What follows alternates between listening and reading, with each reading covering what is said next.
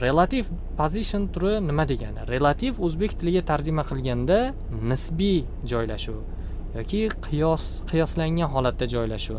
Bu nisbiy joylashuv qandaydir elementga yoki qandaydir tagga nisbatan nisbiy joylashmaydi. Bu o'zi aslida mana shunday, mana statik holatda joylashganda mana shu joyda turish kerak edi. Mana shu joylashuvga nisbatan o'zgartirish berilishi relative positionda. Mana shu nisbiy, mana shu joyga nisbatan nisbiy, ya'ni mana shu joyga nisbatan qiyoslangan holatda joylashtirilayotgan bo'ladi. Misol uchun, mana shu joyda turishga kerak bo'lganiga nisbatan 2 rm tepadan pastga joy tashlashimiz mumkin yoki pastdan tepaga, o'ngdan chapga yoki chapdan o'ngga. Xo'p, buni endi misol bilan ko'rsatadigan bo'lsak, mana bu yerda ko'rib turganingizdek, relative rangli quti bor, klassimiz bor.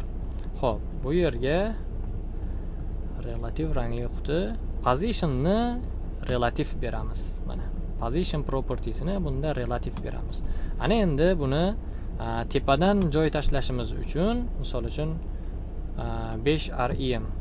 Ko'rib turganingizdek, mana bu quti 5 rm pastga surildi, tepadan joy tashladi pastga. Yoki bo'lmasam chapdan qancha 100 piksel joy tashlashimiz mumkin. Ko'rib turganingizdek, chapdan o'ngga 100 piksel surildi, ya'ni chap tomondan 100 piksel joy tashladi. Xo'p, endi pastdan bottom qancha joy tashlanishi kerak? Xo'p, misol uchun 200 piksel bo'lsin. Buni pastdan o'zi allaqachon tepadan pastga berib bo'lingan. Buni turib o'chirib turib berilsa, ko'rib turganingizdek, mana pastdan tepaga 200 piksel surildi. Yoki bo'lmasam o'ng tomondan qancha joy tashlanishi kerak? Misol uchun o'ng tomondan 50 piksel joy tashlanish kerak deydigan bo'lsa, buni shunday o'chirib tashlaymizda, chap tomondan beriladi. Ko'rib turganingizdek, o'zi mana shu absolute statik bilan bir xil joyda turish kerak edi, lekin bu chap tomonga surilib ketdi, ya'ni ekranning bu tomoniga, ko'rinmaydigan tomoniga surilib ketdi. Mana shunday qilib